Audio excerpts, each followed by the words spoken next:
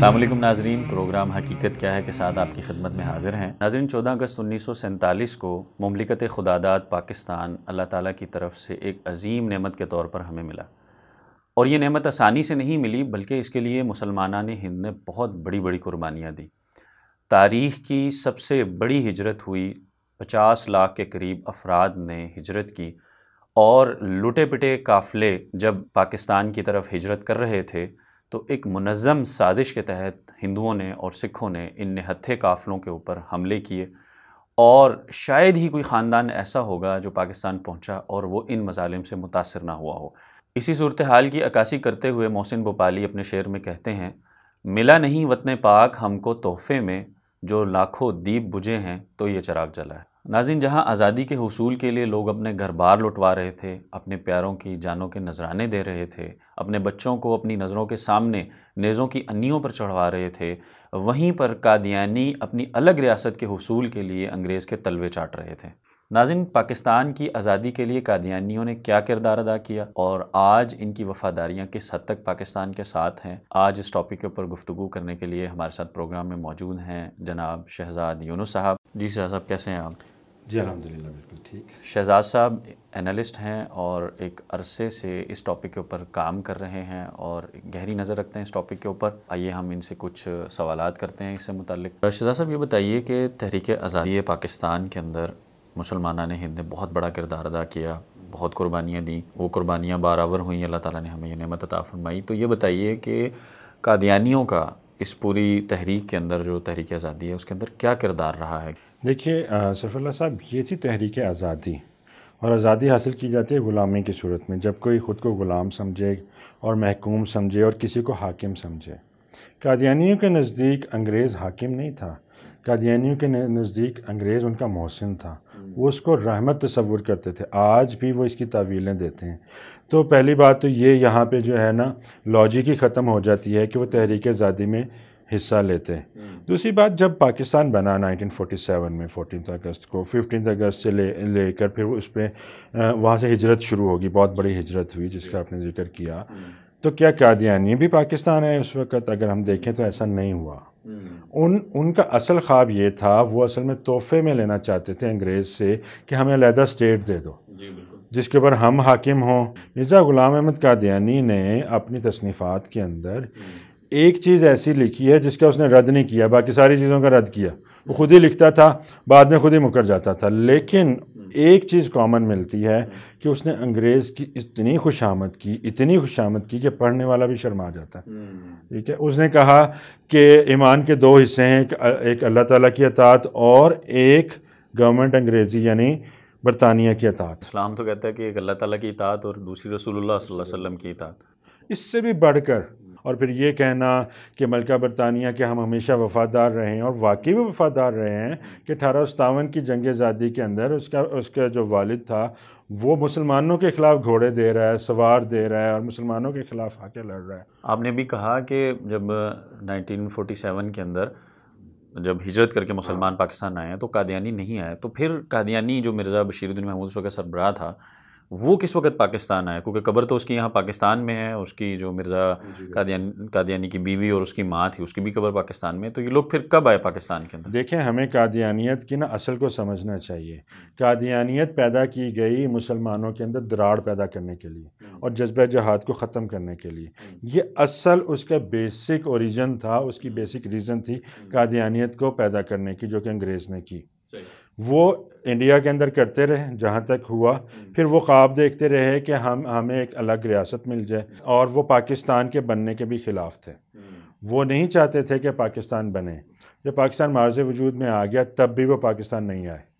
1948 کے اندر، اب چونکہ قادیان کے اندر وہ رہتے تھے، قادیان پنجاب کے اندر، اور پنجاب کے اوپر سکھ اپنا پورا کا پورا قبضہ چاہتے تھے، تو وہ نہیں چاہتے تھے کہ قادیانی بھی یہاں پر رہیں۔ جب ان کو وہاں پہ مار پڑی اور ان کو مایوسی ہوئی کہ شاید ہمیں اب یہ الگ اسٹیٹ نہیں بنے گا قادیان، جو ہونا تھا وہ ہو گیا، تب انہوں نے پھر مطالبہ کیا کہ ہمیں پاکستان میں اسٹیٹ دی جائے۔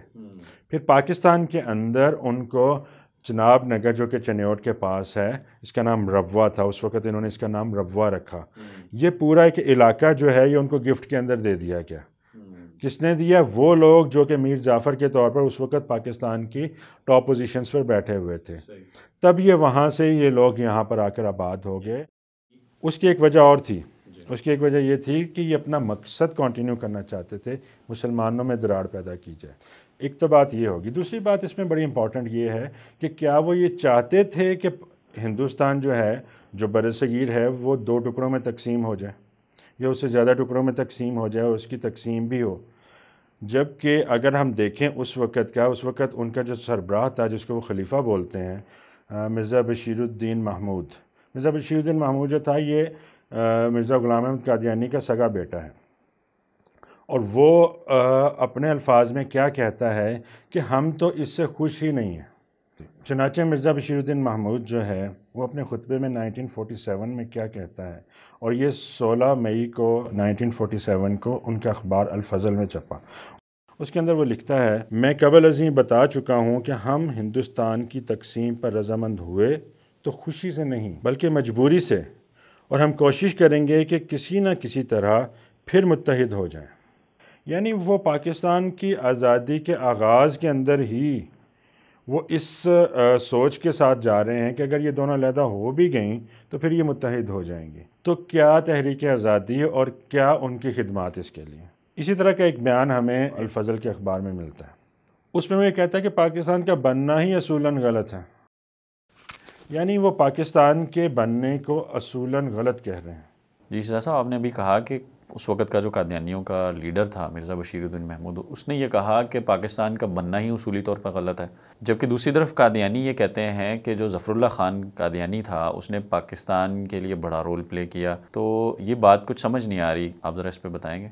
اگر ہم چودھری ظفر اللہ کی ساری کارروائیاں، اس کے سارے اقدامات کو دیکھیں تو ہمیں نظر آتا ہے کہ کہیں نہ کہیں گڑبڑ ضرور ہوتی ہے۔ فار ایگزامپل میں آپ کو بتاتا ہوں کہ وہ اس کا رول کیا تھا اس وقت۔ وہ پاکستان کی طرف سے ایک نمائندہ بنا باؤنڈری کمیشن کا۔ ریڈ کلف جو تھا وہ اس کا سربراہ تھا، اور وہ آگے سلسلہ چل رہا تھا۔ اس کے اندر گرداسپور کے غلط اعداد و شمار جو ہے وہ پریزنٹ کیے گئے۔ اس کا قصوروار کون ہے؟ چودھری ظفر اللہ۔ اور جو غلط اعداد و شمار پیش کیے گئے، اس کی وجہ سے گرداسپور وہ واحد جگہ تھی جہاں سے کشمیر کو رستہ جاتا تھا۔ اگر گرداسپور جو ہے وہ پاکستان کے ساتھ الحاق کر لیتا، اس کا الحاق پاکستان کے ساتھ ہو جاتا، تو کشمیر کے اوپر انڈیا کبھی بھی قابض نہیں ہو سکتا تھا۔ یعنی یہ جو آج تک کشمیر کا مسئلہ بنا ہوا ہے، آج تک اس زخم سے خون رس رہا ہے اور دونوں ملکوں میں ایک وجہ تنازع ہے، تو ظفر اللہ خان قادیانی بنا اس کی بنیادی وجہ؟ ظفر اللہ خان قادیانی جو تھا نا، وہ نہ پاکستان کے ماتحت تھا نہ انڈیا کے ماتحت تھا۔ اس نے ہمیشہ یہ شو کیا کہ وہ اپنے خلیفہ کے ماتحت ہے۔ جس وقت فلسطین کے لیے جدوجہد جاری تھی یو این او کے اندر، تو یو این او کے کچھ نمائندے جو کہ فلسطین کو ریپرزینٹ کر رہے تھے، تو وہ مختلف ملکوں کے ساتھ رابطے میں تھے کہ وہ اپنی تائید حاصل کریں مختلف ملکوں کی طرف سے۔ تو پاکستان کا جو ہے پہلا وزیر خارجہ جو تھا اس وقت چودھری ظفر اللہ تھا۔ تو چودھری ظفر اللہ سے جب ان کی بات ہوئی تو چودھری ظفر اللہ نے کیا جواب دیا، یہ دس point should be noted. Chaudhry Zafarullah نے کہا کہ اگر آپ ہماری تائید حاصل کرنا چاہتے ہیں تو آپ مرزا بشیر الدین محمود سے اپروول لے کر دیں۔ اچھا، یعنی وہ اس وقت ظفر اللہ خان قادیانی وزیر خارجہ پاکستان کا تھا، اور اس نے جواب یہ دیا کہ آپ اپروول ان سے جا کر لیں۔ اور اس سے آگے سنیے، اب وہ لوگ چونکہ ایک موومنٹ چلا رہے تھے، انہوں نے کہا ٹھیک ہے۔ انہوں نے چاروں نے چار مرزا بشیر الدین محمود کو اپروچ کیا، اور مرزا بشیر الدین محمود نے ایک خط لکھ دیا ان کے نام۔ اب وہ خط لیک ہو گیا اس وقت، اور وہ انٹیلیجنس ذرائع کے ذریعے سے وہ اس وقت کے وزیر اعظم لیاقت علی خان صاحب تک پہنچ گیا۔ اب صاحبزادہ لیاقت علی خان صاحب نے جب وہ پڑھا کہ امور سلطنت کون چلا رہا ہے خارجی وزارت خارجہ کے، تو ان کو یہ بہت زیادہ دکھ ہوا اس کے اوپر، اور ان کے اختلافات وہیں سے چودھری ظفر اللہ کے ساتھ شروع ہو گئے، اور وہ اختلافات بعد میں بڑھے، اور وہ چاہتے تھے کہ چودھری ظفر اللہ کو وزارت خارجہ سے الگ کر دیا جائے۔ جی بالکل، یہ تو اس وقت عام مسلمانوں کا بھی اس پر مطالبہ تھا، اور بہت بڑی موومنٹ چلی تھی، ان میں بنیادی مطالبہ ہی ظفر اللہ خان قادیانی کو وزارت خارجہ سے ہٹانے کا۔ جی، لیکن اس سے پہلے، یہ اس وقت کی بات ہے جب صاحبزادہ لیاقت علی خان زندہ تھے، یہ پہلے کی بات ہے، لیکن اس سے پہلے ہی وہ شہید ہو گئے، اور وہ ایک سازش کے تحت ان کو شہید کر دیا گیا۔ اب وہ شہید ہو گئے، لیکن ظفر اللہ قائم رہا، اور ظفر اللہ جو ہے اس نے دوسرے کام کیا کیے، جہاں جہاں پاکستان کے کونسل خانے قائم ہوئے دوسرے ملکوں کے اندر، وہاں جب پتہ کیا گیا تو وہ پاکستان کی نمائندگی کم ہو رہی تھی، قادیانیت کی نمائندگی زیادہ ہو رہی تھی۔ ان کا اب یہ خواب تھا کہ وہ پاکستان کو ایک قادیانی اسٹیٹ بنائیں۔ تو یہ خدمات تھیں اصل میں چودھری ظفر اللہ کی، جس نے پاکستان کو ہمیشہ نقصان پہنچایا۔ اچھا شہزاد صاحب، یہ قادیانیوں کی طرف سے یہ دعویٰ کیا جاتا ہے اکثر اوقات کہ ہم بہت بڑے حب الوطن ہیں اور ہمارے دل کے اندر پاکستان کی بہت محبت ہے، اس دعوے میں کس حد تک صداقت ہے؟ دیکھیے، 4 جھنڈیاں لگا لینے سے کوئی حب الوطن نہیں ہو جاتا، اور جیسا کہ میں نے پہلے کہا کہ اگر کسی جماعت کا طرز عمل دیکھنا ہے تو اس کے سربراہ کو دیکھ لو کہ اس کے سربراہ کیا کہہ رہا ہے۔ ہم نے بشیر الدین محمود کی بات کی، بشیر الدین محمود کے مرنے کے بعد اس کا بیٹا مرزا ناصر جو ہے وہ بنا ان کا نام نہاد خلیفہ۔ اب نام نہاد خلیفہ جب بنا تو 1974 میں ایک پوری کی پوری کیمپین چلی اور پارلیمنٹ کے اندر سیر حاصل بحث ہوئی، اس بحث کے نتیجے کے اندر ان کو کافر ڈکلیئر کیا گیا۔ ایسا تو نہیں ہوا کہ ان کو یک طرفہ کسی فیصلے کے تحت کافر ڈکلیئر کر دیا گیا ہو۔ اس کے بعد بجائے اس کو کہ اس کو قبول کرتے، مرزا ناصر جو ہے وہ وہاں پر پاکستان کو بد دعائیں دے رہا ہے۔ اس سال انہوں نے ربوہ کے بجائے انگلینڈ کے اندر یعنی لندن کے اندر انہوں نے اپنی کانفرنس، جو سالانہ کانفرنس ہوتی ہے، وہ منعقد کی، اور اس میں وہ کہہ رہا ہے کہ پاکستان 2 ٹکڑے ہو جائے گا، پاکستان ایسے۔ میں آپ کو پوری تحریر سناتا ہوں اس کی۔ مرزا ناصر کہتا ہے، اللہ تعالیٰ اس ملک پاکستان کے ٹکڑے ٹکڑے کر دے گا، اللہ تعالیٰ اس ملک کو تباہ کر دے گا، آپ بے فکر رہیں، چند دنوں میں آپ خوشخبری سنیں گے کہ یہ ملک صفحہ ہستی سے نیست و نابود ہو جائے گا۔ یہاں پر ان کی حب الوطنی کہاں پر گئی؟ شہزاد صاحب، ابھی آپ نے جو حوالے دیے ہیں، کہنے کو کہا جا سکتا ہے کہ یہ تو پرانے وقتوں کی بات ہے۔ موجودہ دور میں قادیانیوں کا پاکستان کے حوالے سے کیا سٹیٹس ہے، نیشنل لیول کے اوپر، انٹرنیشنل لیول کے اوپر؟ دیکھیے، پہلی بات تو یہ ہے کہ یہ بات کلیئر ہونی چاہیے پاکستان کے اندر بھی اور انٹرنیشنلی بھی، کہ جس طرح دوسری اقلیتوں کو پاکستان کے اندر مکمل حقوق حاصل ہیں، اسی طرح قادیانیوں کو بھی مکمل حقوق حاصل ہیں۔ کیا وہ کاروبار نہیں کر رہے؟ کیا وہ پاکستان کے اعلیٰ عہدوں پر نہیں بیٹھے ہوئے؟ کیا ان کو ملازمتیں نہیں دی جاتی؟ سب کچھ ہوتا ہے۔ ہر دفتر کے اندر جہاں پہ بڑی تعداد ہے وہاں قادیانی بھی نظر آتے ہیں، سب کچھ ہوتا ہے۔ تو پھر وہ کون سے حقوق ہیں جو یہ مانگ رہے ہیں اور جس کی بنیاد کے اوپر یہ پروپیگنڈا کر رہے ہیں؟ آپ کہہ رہے ہیں نا کہ یہ پاکستان کے لیے کیا خدمت سر انجام دے رہے ہیں؟ یہ پاکستان کے لیے یہ خدمت سر انجام دے رہے ہیں کہ یہ پاکستان کے خلاف پروپیگنڈا کر رہے ہیں ایک ہی بات، کہ پاکستان میں اقلیتوں پر ظلم ہوتا ہے، خاص طور پر احمدیوں کے اوپر۔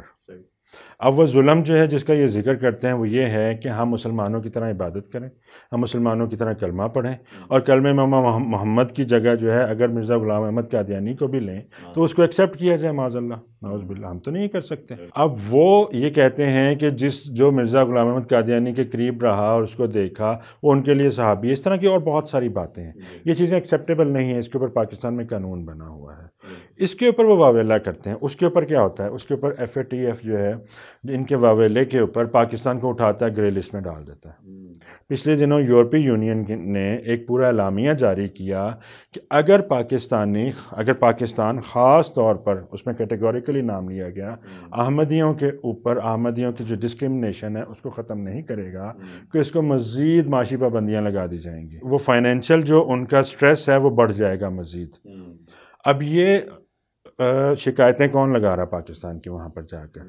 انہوں نے برطانوی پارلیمنٹ کے اندر ایک بار رپورٹ پیش کی، کچھ عرصہ پہلے کی یہ بات ہے، اس کے اندر بھی انہوں نے یہ پاکستان کی شکایت لگائی کہ ان کے ساتھ ڈسکرمنیشن ہوتی ہے۔ یہ وہ کردار ہے جو کہ ادا کر رہے ہیں، جبکہ ان کی وفاداریاں اب کس کے ساتھ ہیں؟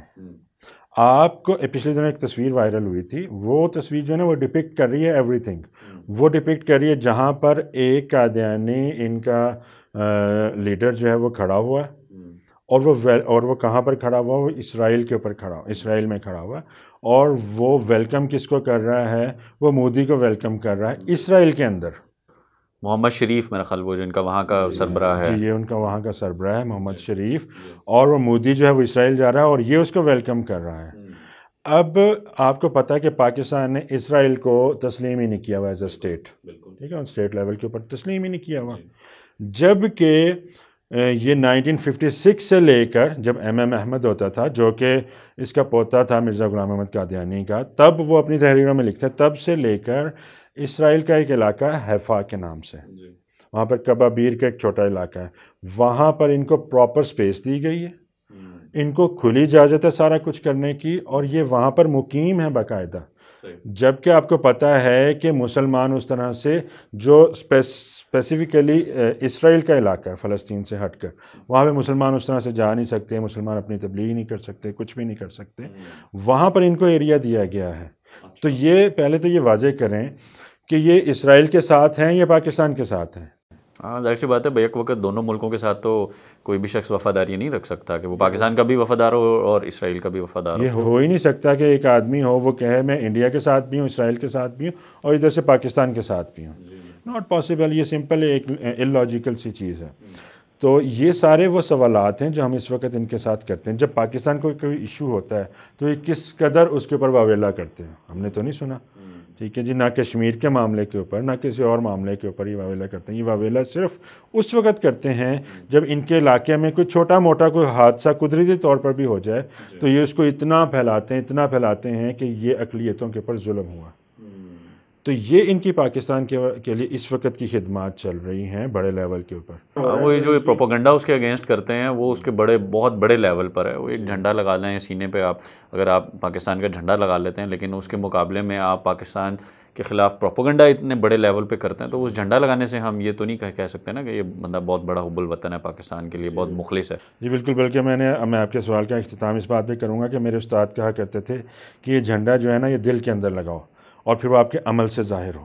تو قادیانیت جو ہے وہ اصل میں منافقت اور دھوکے کا نام ہے۔ یہ باقاعدہ کوئی مذہب نہیں ہے۔ جو باقاعدہ مذہب ہے نا، آپ کو پتہ ہے کہ رانا بھگوان داس کس عہدے پر جا کے بیٹھے پاکستان میں، اور وہ پاکستان کے لیے ان کی خدمات بھی ہیں، ہندوؤں کی بھی ہیں، عیسائیوں کی بھی ہیں، سکھوں کی بھی ہیں اور دیگر مذاہب کی بھی ہیں۔ بالکل، کبھی کسی اقلیت نے میرا نہیں خیال کہ پاکستان کے حوالے سے اس طرح پروپیگنڈا کیا ہوگا انٹرنیشنل لیول کے اوپر کہ ہمیں حقوق حاصل نہیں ہیں، ہمارے اوپر پابندیاں ہیں، مظالم کیے جاتے ہیں وغیرہ، جس طرح کے قادیانی پوری دنیا کے اندر واویلا کرتے ہیں۔ میں نے آج تک نہیں سنا، شاید آپ نے بھی کبھی نہیں سنا ہوگا، ناظرین میں سے بھی میرا خیال کسی نے نہیں یہ بات سنی ہوگی کہ پاکستان میں بسنے والی دیگر اقلیتوں نے پاکستان کے خلاف کبھی کوئی پروپیگنڈا کیا ہو اس طرح سے، کیونکہ بات ہی نہیں ہے۔ الحمدللہ ساری اقلیتیں یہاں پر محفوظ ہیں۔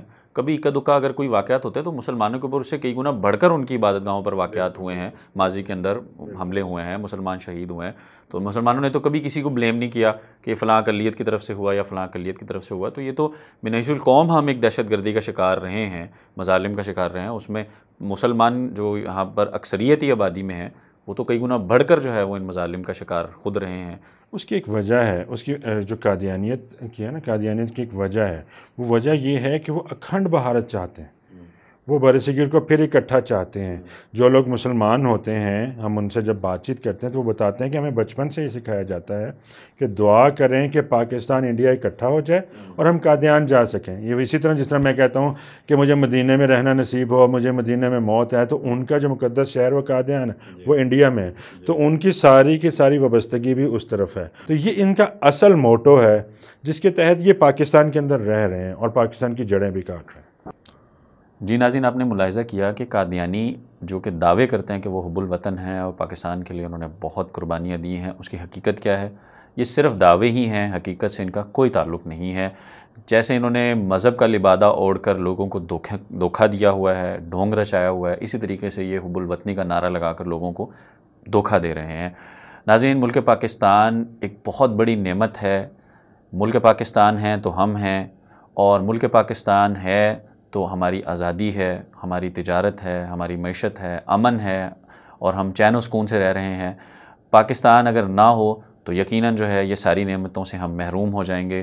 اس لیے مجھے، آپ کو، ہم سب کو مل کر اس پاکستان کے لیے کردار ادا کرنا ہے، اس کو مضبوط بنانا ہے، اور ہمیں اپنے آئندہ آنے والی نسلوں کو یہ پیغام دینا ہے کہ جیسے ہمارے بڑوں نے قربانیاں دے کر اس ملک کو حاصل کیا، ہم نے اس ملک کو آگے تک لے کر چلنا ہے۔ آخر میں دعا ہے کہ اللہ تعالی ہمارے اس ملک کو ہر طرح کے دشمنوں سے محفوظ رکھے۔ اگلے پروگرام تک کے لیے اجازت دیجیے، اللہ حافظ۔